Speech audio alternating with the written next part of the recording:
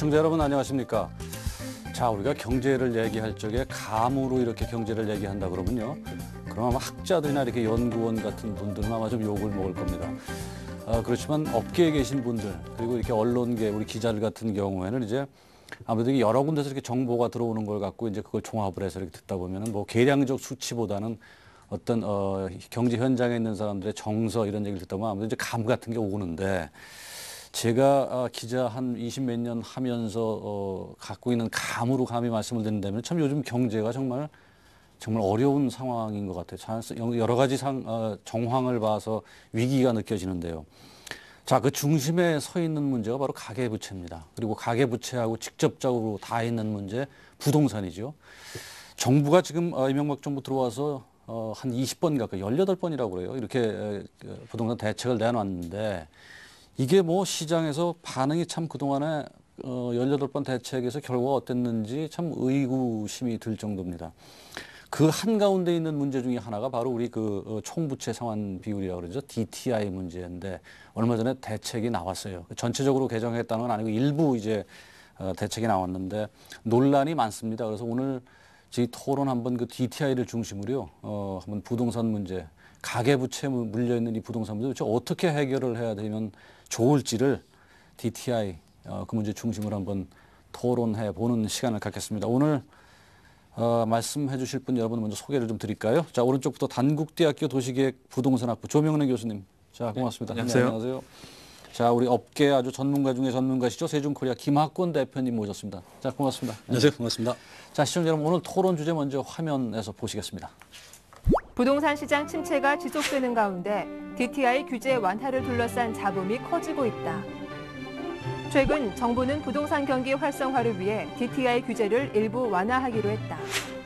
안정적인 직장이 있는 20, 30대가 주택을 구입할 경우 DTI 완화 혜택을 더 늘려주고 또 현금 수입은 없어도 재산이 많은 자산가와 은퇴자들에게도 DTI가 완화될 전망이다.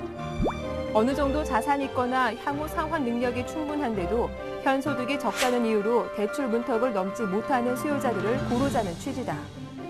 하지만 금융당국은 가계부채 문제로 여전히 DTI 완화를 반대하는 입장이고 정치권에서도 찬반이 극명하게 엇갈린다. 부동산 업계는 DTI 전면 완화와 세제 지원 없이는 실효성을 담보할 수 없다며 볼멘 소리를 하고 있다.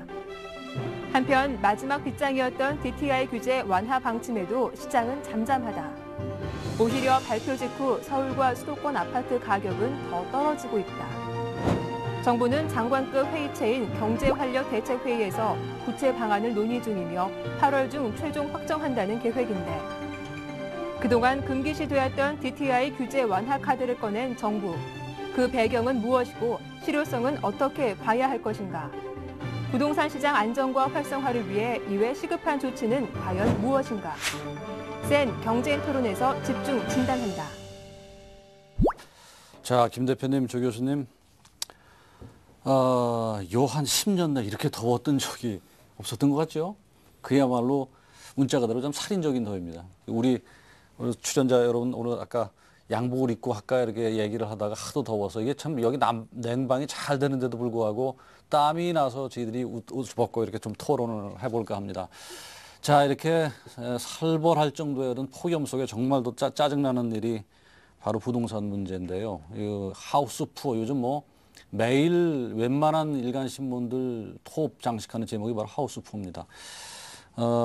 하우스 푸어 문제에 아까 제가 오프닝에서도 말씀드렸지만 핵심에 있는 문제들이 이제 뭐 부동산에서 이제 DTI 관련된 LTV 뭐 그런 어려운 말들 참 많이 나오는데요. 자, 정부가 이제 총부채 상환비율 DTI에 대한 손을 조금 댔어요, 마침내. 대해서 이제 이달 말 구체안이 나오는데 이제 현재까지 전해진 바를 조금 정리를 해드리면 아무래도 전체적으로 뜯어고치는 건 아니고요. 재산이 많은 고령층 또 소득 증가가 좀 예상되는 젊은 층을 상대로 DTI 상환 능력을 좀 고려해 보겠다는 것이 이제 주요 내용입니다. 그런데 그런데도 불구하고 시장의 움직임은 뭐 현재까지는 그렇게 기대했던 것보다 지금까지 DTI에 대한 요구가 많이 있었는데 막상 뚜껑을 열어보니까 전체는 아니지만 일부에서 그런지 그냥 시장은 좀 뜨뜻미지근한 것이 아닌가 하는 생각도 들고요. 자, 방침이 발표된 지 지금 3주째 되고 이제 이번 달 말에 구체안이 나오는데 현재까지 시장 반응이 어떤지를 한번 김학권 대표님한테 먼저 조금 한번 상황 진단을 부탁드려 볼까요? 네. 우선 뭐 구체적인 아직 방안이 네. 발표가 안 됐지 않습니까? 예를 들어서 20, 30대 소득 기준이라든지 그다음에 은퇴 노령자 이분들의 어떤 소득 기준 방침이 8월 말에 정해진다고 하니까 좀 시차가 상당히 있는 걸로 좀 파악이 되고요. 저는 이 문제를 좀 이렇게 좀 생각을 해보는 것 같아요. 지금 그 대통령께서도 얼마 전에 DTI 문제는 손을 대지 않겠다 이렇게 말씀했지 그렇게 않습니까? 정부가 그렇게 줄곧 했다가 섰었죠. 다시 예, 한번 예. 이제 조금 후퇴하는 양상을 보이고 있는데 정부가 지금 부동산 시장을 바라보는 시각이 조금 좀 너무 안이한 게 아닌 생각도 들거든요. 예를 들어서 어떤 그 지금 그 MB 정부 들어가지고 주택 가격이 안정됐다라고 하는 어떤 프레임이라든지 네. 지금 이런 것들에 너무 지금 그 빠지지 않는 생각이 들 정도로 굉장히 미온적인 어떤 태도를 보이고 있거든요. 최근에 어떤 그 거래량을 보면 올해 상반기 그 주택 거래량이 작년도 시장도 굉장히 안 좋았음에도 불구하고 작년보다도 한 60% 정도 거래 감소가 이루어지고 있고요. 작년 말 기준에서 올해 만약에 그 주택 매매 가격이 14% 정도가 하락이 되면은 한 31만 가구가 경매로 붙여질 위기에 놓여 있거든요. 이렇게 총체적으로 금융 부실도 되고 또 LTV가 올라가서 금융권 부실화도 되고 있는데 지금 뭐 이런 것들을 우리가 5월 10일 날도 종합 대책이 나왔습니다만 그때 빠진 것들이 두 개가 있지 않습니까? DTI하고 취득세 감면. 그렇죠. 이게 시장에서는 굉장히 원했던 어떤 대책이었는데 이걸 그동안 만지작 하다가 이제 시장이 좀 안 좋으니까 지금 그나마 이제 그 DTI 문제를 조금 건드리려고 하는 상황인데 상황은 더 안 좋아졌습니다. 우리 5월 달보다 지금 한 3개월 정도 지났습니다만 시장은 더 지금 안 좋고 있거든요. 그래서 가계부채가 부실화가 되면은 오히려 이제 그것들이 매물로 나오게 되고 매물이 쌓이게 되면은 거래 부진하게 되고 또 가격이 하락이 될 수밖에 없거든요. 그렇게 되면 금융권 부실화가 되고 이렇게 되면 금융권 부실화가 되면은 금융권에서도 굉장히 그 부분에서 굉장히 이제 민감하게 반응을 보이고 있거든요. 그렇죠. 자, 가계 부채에 대해서 국제 신용 평가사들이 굉장히 우리나라에 굉장히 위험 요소다 이렇게 꼬집을 정도로 굉장히 위험한데 자, 이런 것들을 털어내기 위해서는 정부가 굉장히 선제적인 대응을 해야 되는데 상당히 좀 미온전 태도를 보임으로써 현 사태에 오지 않았나 판단해 봅니다. 제가 오프닝에서 이제 감이 참 안 좋다라고 말씀드린 근거 중에 하나가 정부 태도인데요. 지금 김 대표님 말씀하신 거는 이제 정부가 여전히 미온적이다, 지나치게 낙관하고 있는 게 아니냐는 말씀해 주셨는데 그래도 제가 그 아까 감이라고 말씀드린 근거 중에 하나가 정부가 정말 그동안에 제가 보기에도 이렇게 대처해서 될 건가 하는 정도로 아니긴 했는데 최근 들어서 조금 그래도 정부에서도 장관들 높으신 데 계신 분들의 입에서 위기에 대한 그 어떤 인식 같은 게 좀 새롭게 나온다는 점에서 제가 지금 말씀드렸는데 여전히 그래도 정부의 태도에 문제를 지적을 해 주셨습니다. 자, 조 교수님, 우리가 한번 이제 강론에 들어가기 앞서서 도대체 왜 이렇게 부동산 거래가 부진하고 집값이 하락되고 이렇게 바닥에서 벗어나지 못하는지 배경 한번 뭐 그냥 전체적으로 크게 한번 보는 차원에서 한번 돌아볼까요? 어떻습니까? 왜 이렇게 이 지경이 된 겁니까? 뭐 가장 주된 이유는 이제 거시경제가 자꾸 나빠지는 거시경제 탓이겠죠. 상황이죠. 네, 뭐 네. 크게 본다면 유럽 그 경제 위기가 여전히 아주 또 여파로 남아 있고요. 또 우리는 2008년 경제 위기의 영향도 여전히 받고 있고 거기다가 우리 국내 경제가 그동안 어떤 면에서 본다면 그래도 어떻든 성장을 계속해 왔었는데 이 성장세가 전반적으로 지금 둔화되면서 저성장이 이제 상당히 고착되는 것 같습니다. 거기다가 이제 세계 경기 불황과 이제 맞물려서 어쨌든 우리 경제 전반적으로 실물 경제가 지금 둔화되는 이런 이제 조건이 전 첫 번째 조건이라고 보고 있고요. 그다음에 상대적으로 실물 경제는 나빠졌는데 우리 부동산 경제는 그동안 또 너무 이제 과잉화됐다가 또 거의 맞물려서 떨어지는데 사실 지금 이제 집값이 떨어지는 건 그동안 많이 올랐던 측면도 있고 또 많이 공급됐던 측면도 있고 또 이제 가계부채 측면에서 보다시피 지난 한 4년간 가계부채가 지금 한 960조, 1000조 정도 되는데 그동안 40% 올랐습니다. 불과 4년 만에. 이게 이제 너무 이제 공급 구조가 과잉되다 보니까 끊임없이 이제 집을 사도록 부추겼죠. 뭐 우리 이 정부 들어와서도 17차례, 18차례 이렇게 정책을 내놨습니다만 지속적으로 어쨌든 집을 사도록 하는 정책을 폈습니다. 네. 이 경제가 자꾸 나빠지고 부동 시장도 나빠지는데 어쨌든 이렇게 해서 경제는 상대적으로 하향화되는데 공급 구조는 그동안 계속 팽창되어 있는 상태에서 집을 이제 사도록 해는 여러 가지 정책 내지는 시장의 관행들이 이루어져 왔고 그것이 이제 근저에 와서 상대적으로 우리 실물 경제가 갖고 있는 것에 비해서는 가치가 이제 부동산 가치가 떨어지면서 집값도 떨어지고 또 실물 경제 감소에 의해서 그 대출에 대해서 상환할 수 없는 그런 조건들 또 집을 살 만한 사람들은 또 대부분 사는 상황이다 보니까 소화가 잘 안 되는 그러니까 공급이 소화 잘 안 되는 그러다 보니까 이제 거래가 위축되는 이런 것이 맞물려 있는 것 같습니다. 그래서 이거는 앞에서 우리 김 대표께서는 정부가 정책을 잘못 이런 측면도 지적을 하셨습니다만 어떤 면에서 본다면 정부가 사실 이 문제를 해결하기 위해서 계속 지난 한 3, 4년간은 정책을 폈습니다만은 사실 지금은 부동산 정책 가지고 부동산 문제를 잡기에는 부동산 외적인 여러 가지 정책 상황들이 썩 좋지 않다고 봐야 되겠죠. 네. 자, 거시경제가 어려워지면서 당연히 부동산 시장에 영향을 미쳤을 거고 거기다가 플러스 이제 우리 부동산 시장 구조에 그동안에 사실 우리가 70년대 근대화되는 과정에서 부동산으로 참 뭐 엄청난 어떻게 말하면 부의 거품도 일어났었고요. 이제 그런 거에 대한 반작용이 복합적으로 작용한 결과라고 볼 수가 있겠는데 조 교수님은 아까 이제 김 대표님 지적하신 부분 아무래도 정부 그동안에 교수님이 학계에서 이렇게 보시기에 정부 정책은 효과적으로 어떻게 대응을 한 겁니까? 어떻습니까? 어떻게 보십니까? 그런 거시경제 탑가 그렇게 하더라도 정부가 또 적절하게 유효적절하게 대처를 했으면은 또 지금과 같은 상황까지 안 갈 수도 있는 여지가 있는 거 어떻게 보세요? 저희들이 보건대는 정부 정책이라는 건 공공정책을 이야기하는 것인데 물론 시장을 규율하고 이런 정책도 있습니다만 어쨌든 공익과 사익을 다 아우러내는 좀 미래지향적 그런 원칙에 근거한 정책을 펴야 되는데 최소한도 우리 지금 현 정부는 지금까지 17차례, 18차례 정책을 내놨습니다만 처음 출발할 때는 참여정부의 부동산 정책 유산을 좀 뭔가 개선하려는 그런 것이 상당히 중요한 목표였고요. 그 다음에는 이제 경제가 안 좋다 보니까 또 우리나라에서 부동산 시장이 상당히 중요한 또 경제의 바로미터가 되는 것이죠. 조금만 나빠도 난립니다. 그러다 보니까 그걸 또 반전시키려는 이제 정책을 내왔던 것이죠. 그러다 보니까 17차례, 18차례 정책을 냈습니다만 전반적으로 어떤 그런 거시경제에 맞물려 있는 부동시장의 구조적 변화를 읽기보다는 상당히 단기적이고 대중적 정책 중심으로 또 한편에서 본다면 업계에서 요구하는 정책 중심으로 하다 보니까 제대로 이제 그 부동시장을 좀 이렇게 긴 호흡 측면에서 바꿔나가는 이런 것들을 제대로 못한 것 같습니다. 그러다 보니까 업계에서는 계속 이제 요구가 나오면 지금 예컨대 DTI 완화에 대한 요구도 업계에서 그동안 지속적으로 요구해왔던 겁니다. 물론 이제 미리 안 했다는 원성도 있습니다. 미리 했더라면 올해 대출금이 더 많이 확산됐을지도 몰라요.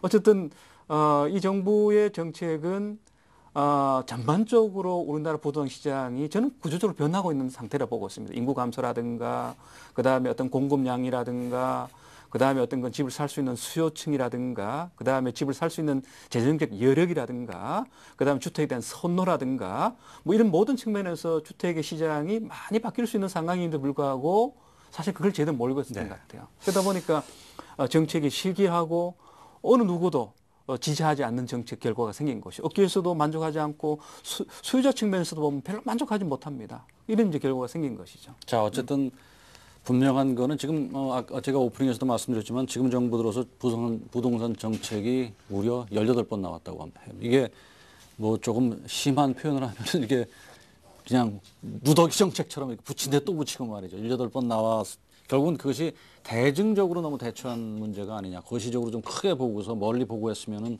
일관성을 갖고 했을 텐데 이게 뭐 그냥 순간순간 부딪히는 때마다 정책을 내놓고 지금 DTI 문제도 사실은 이렇게 업계가 계속 요구하다가 지금 우리 김 대표님 시기적으로도 좀 문제가 있었다고 말씀하셨는데 어떻게 좀 쫓겨서 내놓은 느낌도 좀 있는 것 같고요. 그렇죠. 그래서 이렇게 마지막 DTI에 대한 빗장을 정부가 결국은 이제 일부 풀었어요. 그 배경을 한번 먼저 말씀해 주시고 김 대표께서 보시는 그런 정부 정책에 대한 평가를 한번 좀 해주신다면 어떨까요? 사실은 우리나라 부동산 시장은 물론 이 정부 들어서부터는 아까 조 교수님 말씀했던 여러 가지 환경 변화, 수요자 변화라든지 소득 변화라든지 공급량 변화, 뭐 인구 문제는 뭐 2030년까지 꾸준히 증가를 한다니까 그런 얘기가 되겠습니다만은 이 변화에 따라서 많이 좌우가 됩니다만은 아직도 정부 정책에 따라서 시장이 가장 회복될 수 있고 그런 정부 정책이요. 민감하게 반응을 보이거든요. 그 한 예로 우리가 그 지난 5월 10일 날 많은 대책을 내놨음에도 불구하고 시장에서 요구하는 아까도 언급했습니다만 DTI 규제하고 취득세 감면 요구가 받아들이지 않기 때문에 시장이 더 침체된 걸 볼 수 있었고 좀 더 멀리 가서 보면은 우리가 2008년 9월에 서프라임 모기 사태가 왔지 않습니까? 네. 자, 거기 왔을 때 그 9월 달에 왔을 때 2009년 2월 달까지 적어도 시장은 뭐 강남권 최고 블루칩 아파트라고 하는 강남권 아파트도 한 30, 35% 정도 빠졌었거든요. 자, 그때 이제 정부는 대안을 마련하게 됩니다. 예를 들어서 뭐 미분양 주택을 샀을 경우 양도세 비과세 기간을 연장해준다든지 그다음 DTI 부분 이런 것들을 완화를. 자, 이게 총체적으로 부실화가 되다 보니까 정부가 아주 선제적 대응을 했어요. 자, 그 결과 정확하게 2009년 6월 달부터 시장이 조금씩 움직이기 시작하더니 그때부터 이제 용인권, 수도권 이 거래가 되면서 가격이 많이 상승을 했거든요. 자, 가격이 막 상승할 때쯤에서 2009년 9월 달에 정부가 이제 야 이게 지금 이렇게 뒀다가는 또 아까 말씀드린 그 가계부채라든지 대출이 급증을 하면서 부동산 시장이 상당히 꺼졌을 경우는 굉장히 위험하게 될 것이다. 이런 판단을 다시 또 옥죄했단 말이에요. 그 이후에 굉장히 이제 지금 시장이 안 좋아진 상황이 와버렸거든요. 그래서 정부가 그 여러 대책을 내놨습니다만은 필요한 때, 필요한 내용, 시장에서 내용을 들어 원하거든요. 그다음에 정부 정책이라는 거가 사실은 일관성이 사실은 없어요. 지금 보면은 참여정부 때 지금 뭐 그 내놨던 정책들이 그대로 지금 정부 이 정부 들어가지고 해제를 하려고도 해제를 못 하고 있는 상황이지 않습니까? 예를 들어서 분양가 상한제 폐지라든지 다주택 양도세 중과 폐지라든지 그다음에 재건축 개발 초과 이득 뭐 완화라든지 이런 것들이 정부에서 국회에서 계류 중이기 때문에 일관성이 전혀 없어요. 그러니까 이런 부분들이 계속 이 정부 들어서도 한 3, 4년부터 계속 폐지한다, 완화한다 이런 것만 했지 시장에서는 전혀 그런 것들을 요구하는데 폐지가 안 되고 있거든요. 그래서 정부가 그런 것들을 좀 방조하지 않았나 이런 의구심마저 들 정도로 굉장히 시장을 조금 좀 그 안이하게 보고 있기 때문에 차제라도 정부가 어떤 그 정책에 대한 확실한 어떤 각을 세우고 방향을 좀 잡는다 그러면은 물론 지금 굉장히 시장이 좋지 않고 여러 가지 지금 뭐 거시적인 경제라든지 실물 경제라든지 서민 경제 굉장히 안 좋습니다만은 그나마 이런 것들을 좀 회복할 수 있는 좀 시그널을 줄 수 있지 않을까 이렇게 판단해 봅니다. 아무튼 뭐 쉽지는 않는 게 어쨌든 부동산 경기를 또 생각을 하다 보면 가계부채 문제 같은 것이 계속 맞물려서 주변 경제 여건과의 어떤 그런 균형 때문에 참 어려워지는데 지금 요번에 나온 DTI 규제안의 내용이 아까 이제 말씀드린 것처럼 고령층하고 그렇죠. 이제 사회 초년생으로 이렇게 완화를 해주는 조건인데 이거 자체에 대해서도 지금 굉장히 말이 많아요. 뭐 공정성 문제도 있고 또 소득 산정은 어떻게 할 것이냐, 뭐 양극화 심지어 이런 논란까지도 지금 있는데 요번에 나온 그 사회 초년생하고 고령층을 위한 지금 뭐 아직도 확정된 건 아니죠. 이달 말에 들어서 한번 요걸 좀 한번 현재 고령층하고 사회 초년생들한테 완화를 해준다는 전제로 요 부분에 대한 어떤 논란도 있고요. 또 앞으로 이제 보다 더 이거보다 더 뭐 정부가 더 완화책을 30일 날 발표할 수도 있겠죠. 그런 부분을 포함해서 논란의 어떤 쟁점인 부분을 한번 조금 강론으로 짚어서요. 과연 이거 이런 그 고령층 사회 초년생들을 위한 현재 대책에 대한 논란, 뭐 여러 가지 소득 기준도 없다. 또 뭐 소득 산전 방식이 잘못되어 있다는 그런 부분들을 한번 좀 얘기를 좀 조 교수님이 한번 좀 말씀해 주시겠습니까? 어떻게 봐야 됩니까 이번 조치를? 그 이번 DTI 뭐 규제 완화라고는 정부가 쓰지 않은 것 같고요. 어떤 그 기본 틀을 유지해가면서 부분적으로 이제 보완한다 이렇게 말씀을 하시는데 뭐 말씀하신 대로 아직도 확정된 건 아니고 그래서 상당히 불확실합니다. 그럼 불확실하다는 이야기는 내용적인 불확실성뿐만 아니라 그 효과에 대한 불확실성이 사실 오랫동안 제기되어 왔던 것이죠. 다시 말씀드려서 자꾸 가계부채가 급증하다 보니까 벌써 뭐 4, 5년 전부터 DTI에 대한 것은 규제를 해야 된다는 이야기가 있었던 것이고 뭐 그럼에도 불구하고 시장 상황이 안 좋다 보니까 정부가 또 한시적으로 완화하기도 하고 했는데 완화하면 즉각적으로 또 대출금이 또 증가하는 이런 이제 문제도 있었죠. 어쨌든 그 결과 지난 4년간 제가 앞에서 말씀드렸습니다만 총 부채가 가계부채가 한 40% 급증하는 이런 상황이 되다 보니까 지금 앞에서도 말씀하셨습니다만 국제 그 신용평가 회사에서는 우리나라 국민 경제에 가장 아주 아킬레스건을 지금 가계부채로 이제 꼽고 있을 정도이기 때문에 전국 시장에서 본다면 이게 상당히 위험한 거예요. 그러다 보니까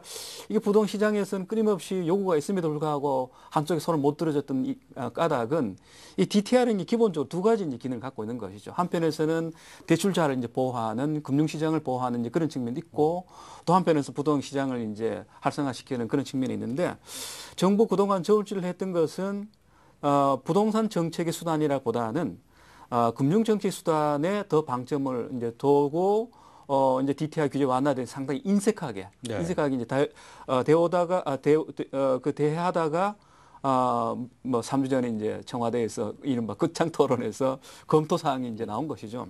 그렇기 때문에 이게 충분한 사실을 앞뒤에 검토가 없이 경제가 안 좋고 특히 부동산이 안 좋다 하니까 뭔가 좀 처방을 내려야 되는데 마땅하게 없다 보니까 이게 내렸던 거예요. 그러다 보니 이게 앞뒤의 정책 효과가 지금 굉장히 불확실합니다. 그래서 지금 말씀하신 대로 이제 두 가지 내용을 이제 갖고 이제 조건부로 검토하는 것으로 지금 나와 있는데 첫 번째는 20대, 30대를 대상으로 해서 미래 소득을 이제 고려해 가지고 우리 DTI라는 것이 이제 분모가 이제 소득이고 분자가 이제 연간 우리가 상환할 수 있는 원리금이죠. 그렇죠. 원금과 이자금의 이제 비율을 따지는 건데 그 분모를 이제 늘려준다는 거예요. 분모를 늘려줘 가지고 이제 돈을 더 많이 빌릴 수 있도록 해주는 건데 지금 미래 소득을 지금 측정할 수 있는 것이 그렇게 확실하지 않습니다. 그렇죠. 은행권에서도 20대, 30대의 그 미래 소득을 환산한다는 것에 대해서는 굉장히 거부감을 갖고 있습니다.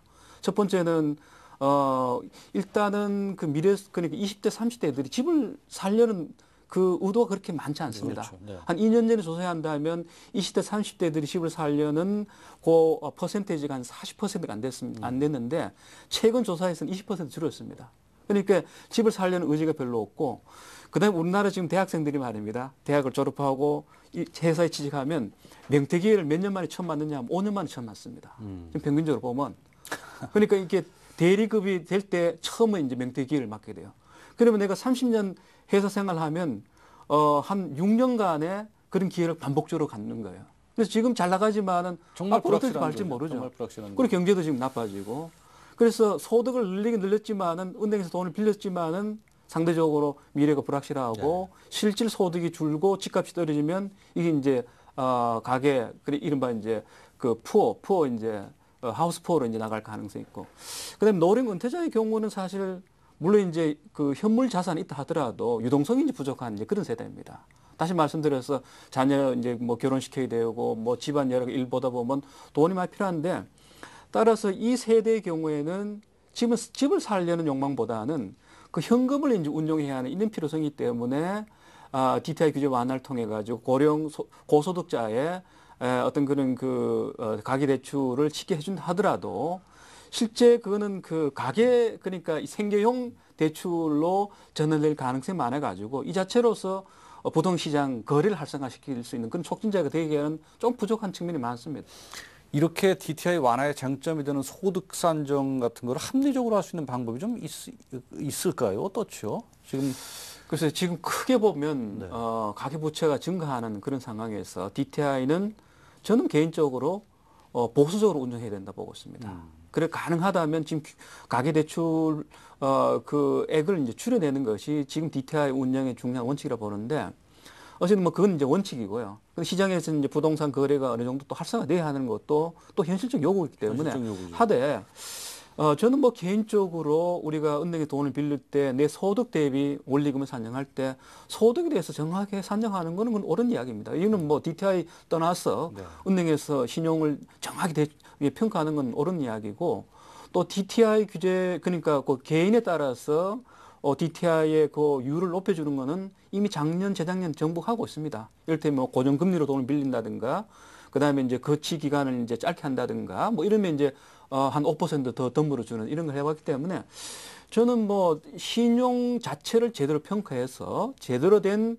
소득에 근거해서 대출을 받도록 하는 거는 옳다 보고 있습니다. 하지만 지금 정부는 그런 부분적 DTI 규제의 어떤 그런 합리화라기보다는 기본적으로 그러니까 그 부동산 거래 활성화를 자꾸 전제로 해서 가능하다면 돈을 더 많이 빌릴 수 있도록 하는 이런 것을 전제로 하기 때문에 이 신용에 대한 평가가 경우에 따라서는 부정하게 이룰 수도 있다. 네. 이런 것이 저는 더 걱정으로 보고 있다는 거죠. 자, 김 대표님은 어떻게 보세요? 지금 그 가계부채가 증가가 엄청나게 많이 됐죠. 근데 가계부 증가가 됨과 동시에 천조. 그게 네. 부실화가 된 거가 사실은 문제거든요.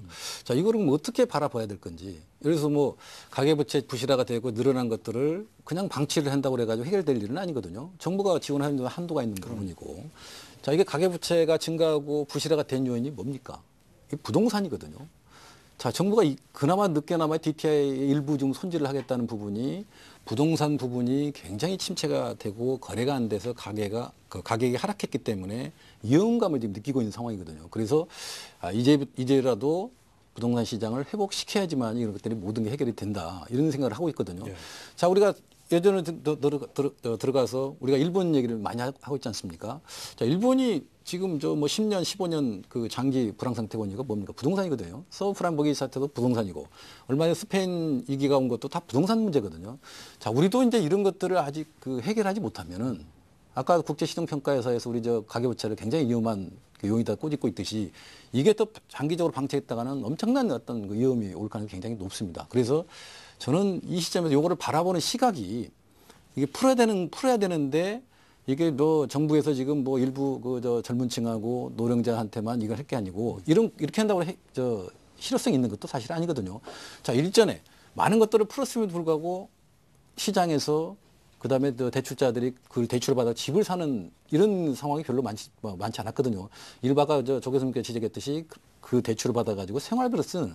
그래서 오히려 생활비로 쓰는 거를 그거를 막기 위해서라도. 그럼 지금 김 대표님은 전체적인 완화가 아니라 오히려 부분적 완화가 그냥 찔끔찔끔 해준 것이 오히려 그렇게 주택 사는 쪽, 주택 경기를 활성화시키는 쪽보다는 그냥 일반 소비로 나간다 이렇게 해야 된다는 말씀이죠. 그러니까 그 부분은 경계를 해야죠. 네, 네. 지금 대출이 굉장히 증가하고 있고 가계부채이 부실화가 된 상황에서 지금 그런 것들을 좀 완화하게 되면은 또 그거를 대출 받아가서 또 그 생활비로 쓰는 것들은 경계를 해야 되죠. 네. 다만 이런 것들 총체적으로 좀 부실화가 되고 가계부채가 부실화가 되고 늘어난 부분에 있어서 사실은 그 부동산 시장의 침체, 거래가 안 되고 가격이 떨어졌기 때문에 그런 부분이거든요. 그래서 정부가 사실은 이 두 층만 이렇게 할 게 아니고 전면적으로 하나. 물론 여기 DTI 문제만 꼭 국한된 건 아니거든요. 여러 가지 그 정도를 같이 풀어야지만이 지금 가계부채가 증가하고 있고 부실화가 되는 것들을 네. 해결할 수 있는 요소라고 볼 수가 있거든요. 자, 이런 것들을 동시에 해결할 수 있는 방법이 부동산 시장 활성화 방안.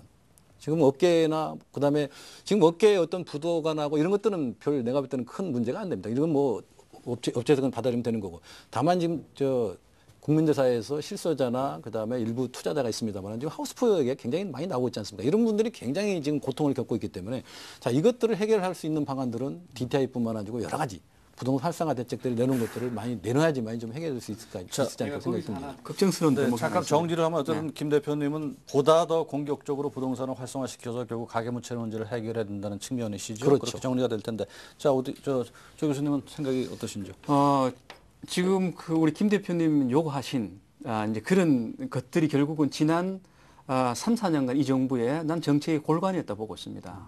다시 말씀드려서 지난 한 17차례, 18차례 정책을 제가 쭉 한 분석을 다 해봤어요. 네. 그걸 되게 정책이라고 칭하기보다는 뭐 대책, 조치 이런 식으로 또 명칭을 붙여서 지금까지 집행을 해왔는데 해보면 크게 두 가지 키워드로 모여집니다. 하나는 시장거래 활성화라는 이유로 집을 갖고 있는 사람들이 집을 좀 더 쉽게 처분하고 거래할 수 있도록 한 여러 가지 정책들을 줄곧 내왔습니다. 다시 말씀드려서 유주택자를 중심으로 한 정책을 17차례 걸쳐서 지속적으로 반복적으로 추진해왔고요. 그게 결국 노무현 정부에서 걸어놓은 빗장을 풀어가는 과정으로도 볼 수 그렇죠. 있는 거겠죠. 예. 그다음 또 하나는 이제 미분양과 같은 혹은 건설업자들의 여러 가지 문제를 해결하는 난 두 가지가 핵심 정책이었다 보고 있습니다. 정책이라보다는 조치했는데 DTI도 그중에 이제 하나의 정책으로 포함되어 있었고요. 그래도 불구하고 지금 정책이 주요하지 않는 까닭은 저는 부동산 시장의 구조적인 여러 가지 변화를 겪고 있기 때문에 부동산 시장 내적 정책을 가지고 난 풀기는 한계가 있다 보고 있는 겁니다.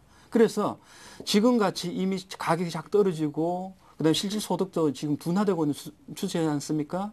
또 그리고 대출금은 자꾸 이제 늘고 있는 상태이기 때문에 저는 거래 활성화, 공급 확대 쪽으로 정책을 펴게 되면 저는 시장으로 주택이 더 많이 나오면 난 주택이 가격이 떨어진다 보고 있습니다. 오히려 떨어지게 된다면 하우스풀을 더 양산할 수 있다고 봐요. 그렇기 때문에 지금은 과거식으로 무조건 거래 활성화, 그다음에 공급을 확대해서 하는 그렇게 해서 가격이 오른다.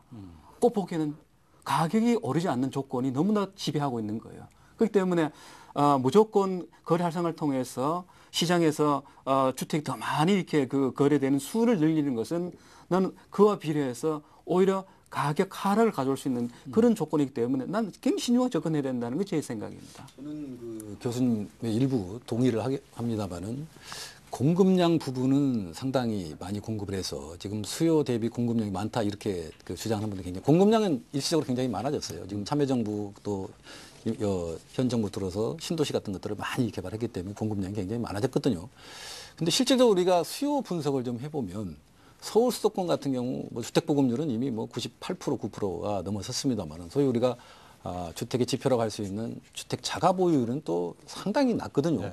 뭐 50% 미만 밑돌 정도로 저희가 현장에서 또 사람들을 많이 만나 보면은 야 집을 좀 사야 되는데 언제 사야 되냐 어느 지역을 사야 되냐 이런 분들이 굉장히 많아요.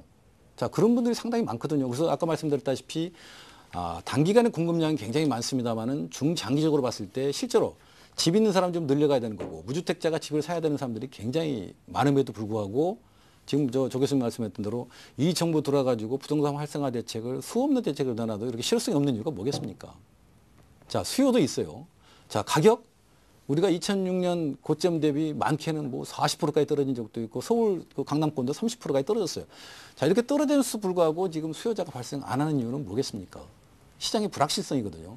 자 정부가 굉장히 어느 정도 이렇게 시장이 형성되고 회복되려고 그러면 항상 거기에 또 다른 카드를 꺼내가지고 시장을 안정시키는. 그래서 아까 내가 초반에 말씀드렸던 이명박 정부는 부동산 가격 안정에 너무 프레임이 좀 빠진 게 아닌가 하는 생각이 좀 들 정도로 굉장히 그게 좀 강하거든요, 사실은요. 그래서 그런 부분들이 지금 시장이 굉장히 옥죄고 있기 때문에 가계부채라가 굉장히 지금 심각해지고 있고 또 하우스푸어가 양산되고 그런 상황이기 때문에 저는 지금 여러 가지 한꺼번에 지금 그 옛날에 IMF 이후에 그 DJ 정부 때는 모든 빗장을 다 풀었습니다. 실제로 다 꺼내놨거든요. 지금 어떻게 보면은 IMF의 최악의 상황이라고 올 수가 있는데 지금 정부는 이거 조금 무슨 뭐 20, 30대층 집을 살 생각도 없는 분들한테 뭐 대출을 더해가 집을 사게 한다. 은퇴자들은 집을 절대 그건 실효성이 없는 겁니다. 실제로 집을 살려고 하는 구매 세력들한테 집을 사게끔 만들어주는 자 그런 것들이 세제라든지 대출 금액이라든지 이런 것들. 그러니까 전체적으로 정부는 이제 조율을 좀 해야 돼요. 네. 이게 좀 자꾸 그 다른 쪽으로 몰고 갔는데 이제는 그 집을 살 수 있는 사람, 집을 살려고 하는 사람들이 집을 살 수 있는 어떤 그런 지금 시그널을 줄 수 있는 그런 좀 긍정적인 좀 그 자세가 필요하지 않을까. 실수요자를 위한 정책은 정부가 한 번도 그 언어를 포기한 적이 없습니다. 계속 실수요자를 정책을 편다고 하기 때문에 그걸 가지고 정부 정책을 탓하기에는 정부 정책이 너무나 그것에 역점을 뒀다는 것을 한번 강조하고 싶고요. 그다음에 지금 말씀하신 대로 어쨌든 그럼에도 불구하고 실수요자가 집을 살 수 있고 팔 수 있도록 하는 것은 그건 옳은 정책입니다. 시장이 그리 가야 되죠. 그런데 도대체 누가 실수요자하고 또 실수요자가 너만큼 집을 정말 사고 팔고 할 수 있느냐라고 본다면 그 실수요자는 굉장히 또 호수입니다. 가령 지금 말씀하신 대로 서울시 같은 경우에 말입니다. 2005년부터 2010년 사이에 주택 보급률은 한 3, 4% 올랐습니다. 지금 현재 100% 가까이 됐습니다.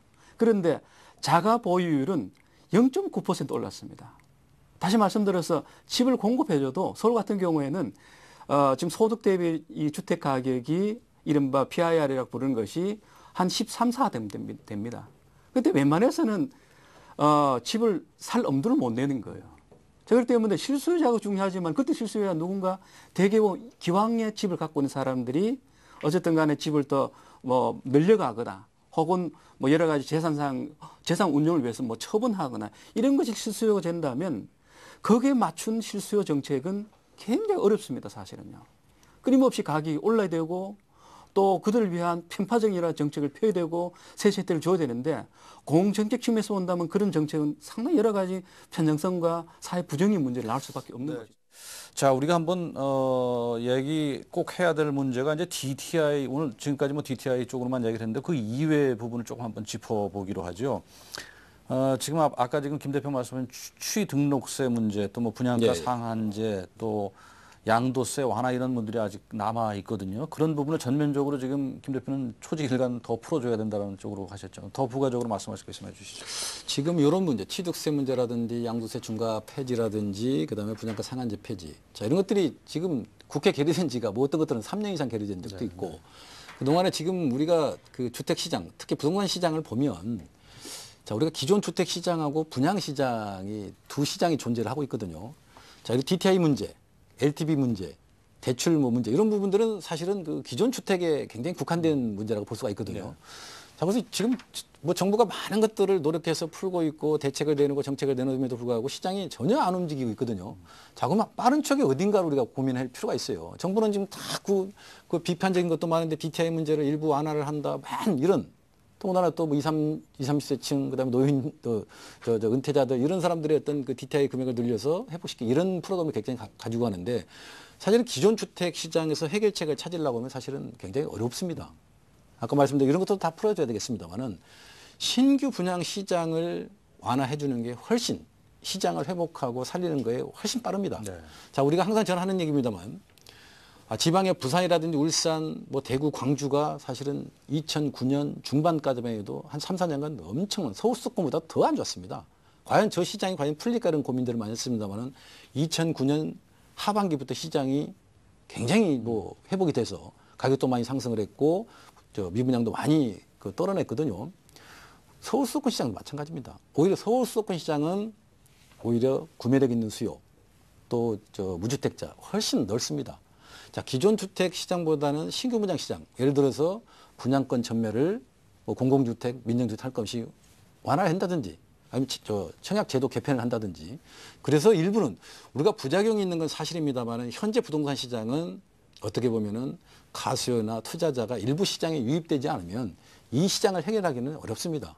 물론 아까 말씀드렸던 DTI 이런 부분들은 선별적으로 조정을 해야 되겠습니다만은 이런 사람들이 이런 어떤 그 수요들이 시장에 좀 진입을 해야 실수자도 일부 좀 따라올 수가 있거든요. 그래서 예전에 어떤 고가를 지향하기보다는 지금 현재 굉장히 그 동맥경화돼 있는 이런 어떤 거래 회복시키고 가격을 일부나마 그나마 그 상승시킬 수 있는 방안은 기존 주택 시장보다는 신규 분양 시장을 좀 터치를 해줘서 그런 규제 완화를 한다고 그러면은 좀 더 빠른 지금 저 신규 분양 주택 가격이 많이 내렸습니다. 기존 주택 가격이 많이 내렸기 때문에 그 신규 분양 가격도 많이 내렸거든요. 그래서 그런 지역들을 위주로 이렇게 좀 규제 완화를 한다고 그러면은 기존 주택 시장 활성화보다 훨씬 좀 빠르지 않을까 판단해요. 자, 우리 김 대표는 역시 뭐 업계에서 오신 분인 만큼 뭐 또 그런 새로운 시각을 보여주셨는데 조 교수님은 조금 뭐 생각이 반론이 좀 있을 것 같아요. 어떻습니까?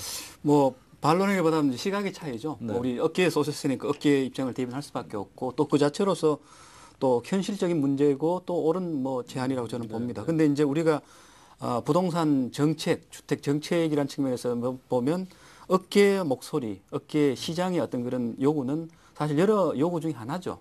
그것만 이제 할 수 없는 상황이라고 보는데요. 지금 우리나라 주택 정책은 사실은 주거 정책과 부동산 정책이 맞물려 있는데 되게 이제 부동산 정책이 그동안 많이 이제 중심이 이제 되어 왔는데 사실 저는 이게 적정한 부동산 시장의 활성화가 아직까지 우리나라에서 어느 정도는 잘 모르겠습니다. 거기가 상당히 중요한 지표인데 그에 따라서 뭐 여러 가지 세제 완화 어떻게 할까 해야 되는데 그게 잘 알면은 뭐 문제 이렇게 그래서 그렇게 말입니다. 그런데 중요한 지표는 있습니다. 가령 우리나라 지금 2010년 6월 통계인데 우리나라 그 건설 업체 수가 전국 24시간 편의점의 4배에 해당합니다. 그럼 우리 거리 나가면 부동산 가격이 엄청 많지 않습니까? 중개업소. 이게 세계적으로 봐도 상당히 많은 숫자예요.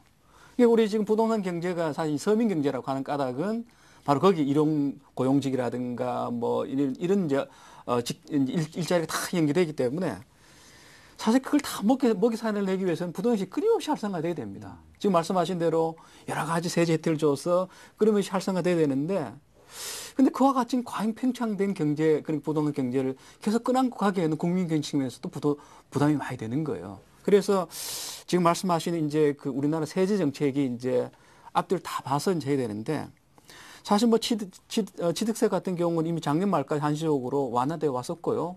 그 다음에 양도세 중과도 보면 지금도 사실 적용 유예를 하고 있기 때문에 뭐 지금도 사실 그것에 의해서 그런 조치에 의해서 시장이 활성화되기 때문에 저는 취득세를 추가 완화 그러니까 감면하고 그다음에 이 그 양도세 그러니까 이 중과를 철폐한 데에서 과연 시장이 얼마나 살아날 것인가. 사실 이 정부 들어와서 그 정책들을 계속 간헐적으로 폈다 말았다 했지만 사실 기대만큼 안 살아났지 않습니까? 물론 그 정책이 필요를 합니다만 그 정책 하나로서 부동시장 활성화시킨다는 것은 조금 무리인 것 같고요. 오히려 지금 취득세 같은 경우에는 그동안도 이제 부동산 시장 활성화를 위해서 계속 이제 감면해 왔는데 문제는 지금 이게 엉뚱한 데서 영향이 나타나는 거예요. 가령 서울시도 그렇습니다만 취득세가 굉장히 중요한 지방 그 세원인데 그 세원이 취득세에 의한 세원이 근 한 30~40%가 지금 주는 그런 상태가 되는데 문제는 그게 줄면 다른 사업을 못 해요. 그렇기 때문에 지금 취득세 문제 같은 경우에는 사실은 부동시장이 활성화하는 측면도 있지만은 또 그것에 연동된 다른 정책 측면이 동시에 있다는 것이죠. 그런 것을 잘 읽어야 되는데 그냥 부동시장 거래 활성화에 맞춘 취득세 어떤 감면은 제가 보는 조금은 문제가 있는 것 같고요. 네. 그다음에 마찬가지로 중과세도 조금 한시적으로 면제하는 것도 보면 그동안도 계속 해왔습니다만 결국은 지금 와서는 별로 효과가 없다 보니까 정부가 그걸 정책을 어느 쪽으로 자꾸 돌리느냐 하면 임대업을 활성화 쪽으로 돌리고 있는 겁니다. 그러니까 집을 많이 갖게 하고 그걸 임대를 놓게 하는 것도 그거 보면 제대로 활성화가 또 안 돼요. 그렇기 때문에 이 정책 효과가 지금으로서는 많은 시행착오를 겪어오면서 불확실하기 때문에 이 경우는 그것만 의존해서 그냥 하기에는 이게 너무 정책이 어깨 미는 해결 쪽으로만 간다라는 그런 문제가 있는 거예요, 지금요. 자, 이제 두 분 의견을 쭉 지금 얘기를 들어보면은 하여튼 분명한 현격한 차이가 있는 부분이 이제 우리 김 대표님은 하여튼 시장 활성화를 위해서 정부가 좀 더 강경하고 좀 더 공격적인 어떤 주택 정책을 내놔야 된다라는 거. 그다음에 조 교수님은 그런 거에 대한 부작용을 고려 안 할 수 없는 현실적인 문제들을 말씀해 주셔서 결국 이런 논란들 때문에 이제 부동산 정책이 사실은 어려운 거겠죠. 그리고 그게 뭐 100% 예측이 된다면 누가 이런 문제에 대해서 뭐 결정을 못 내리겠습니다. 자, 이런 문제를 안고서도 이제 마무리를 좀 지어야 될 것 같은데, 한번 그런 각자의 입장에서요. 뭐 정부 정책에 대한 지연이라고 할까요? 아니면 또 김 대표님은 저것 좀 해주세요. 수요자들 입장에서는 어떻게 해야 되는지 참 일반 시청자들이 감을 지금 못 잡겠어요. 오늘 토론을 들어도 아마 감을 못 잡을 것입니다. 뭐 새로 집을 사야 될지 말아야 될지 기존의 집을 갖고 있는 사람은 어떻게 해야 되는 건지 그 부분을 위주로 우리 조 교수님은 뭐 정부 정책 혹은 업계에 좀 주시는 말씀 있으면 좀 해주시고요. 먼저 조 교수님 좀 부탁드릴까요? 네. 뭐 저도 뭐 수요자 중심 정책 어떤 면에서 보면 지금까지 정책은 너무 수요 중심 정책이 아니었습니다. 네. 지금 말씀하시다 말했던 깡통 주택 같은 경우에는 지금 부동시장 구조적으로 변하면서 나타나는 부작용이고 이건 사실 정부가 주목을 해야 됩니다. 이건 상당히 국민 복지와 관련해야 되고요. 업계 쪽은 그렇습니다. 업계에서는 워낙 사정이 안 좋기 때문에 어떤 정책 여러 가지 개선을 요구하고 하는데 중요한 것은 이게 과거 회계식 정책이 나와서는 안 된다 보고 있습니다. 무조건 업계가 어떤 거래 활성화를 위해서 여러 가지 세제 정책이라든가 공급 활성화는 분명히 부작용이 있습니다. 빛과 그림자가 분명히 있기 때문에 그걸 함께 아우러 보면서 저는 정부 정책에 대해서 여러 가지 개선을 요구해야 되지. 그래서 어떤 면에서 본다면 업계에서 저는 요구하는 거는 업계가 살아남기 위한 정책도 해야 되지만 업계가 수요자와 소비 시장과 함께 살아남을 수 있는 정책을 난 많이 요구해야 된다 보고 있습니다. 자, 김 대표님은 어떠신지요? 지금 시장에서 제일 문제가 되고 심각한 문제는 준공후 미분양 네. 주택입니다. 지금 이게 이제 그 세 쪽이 다 굉장히 지금 리스크를 안고 있는데 건설업계는 건설업체대로, 계약자는 계약제대로, 또 금융당국은 금융당국대로.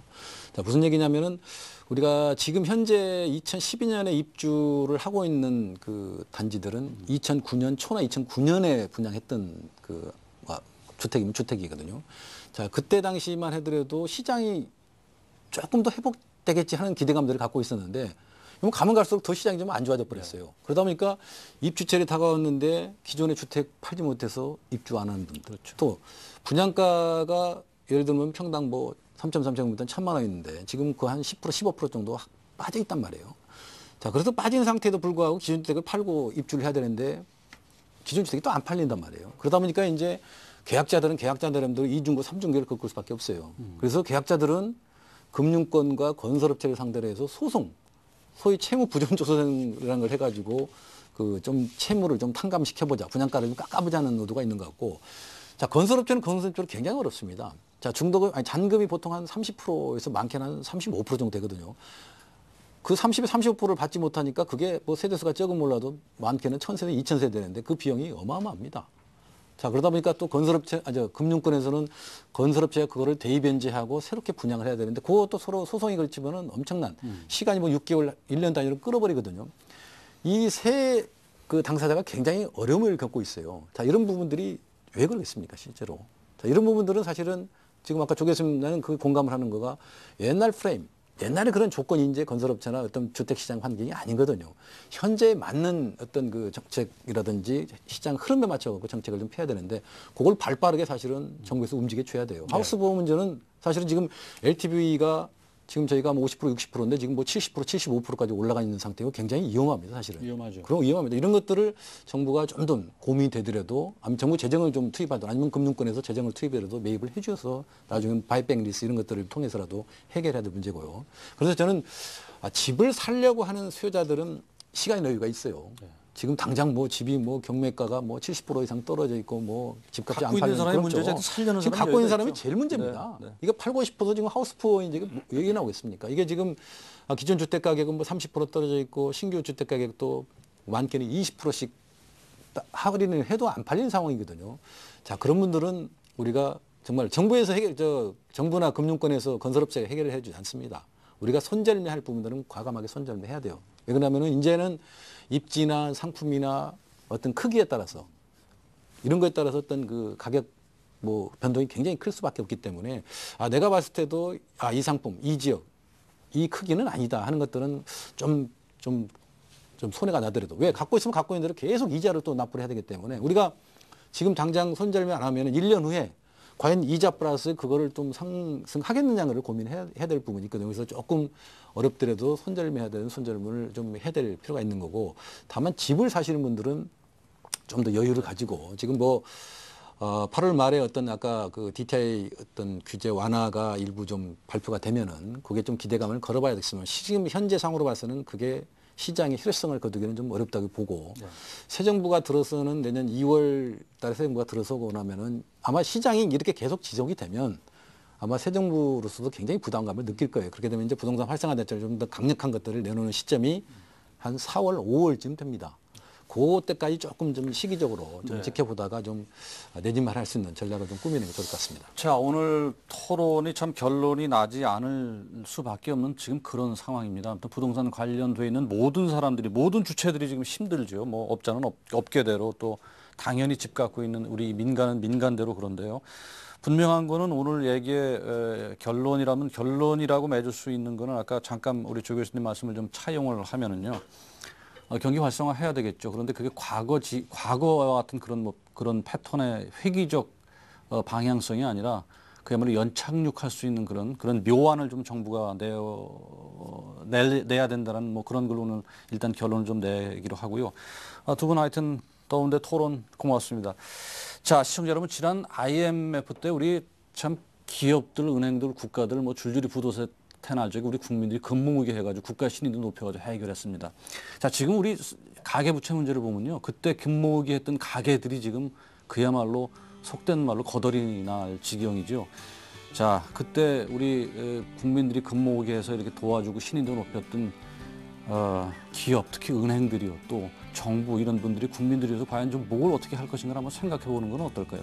자, 오늘 그런 말씀을 드리면서 오늘 토론 여기서 잡겠습니다. 자, 시청자 여러분 고맙습니다.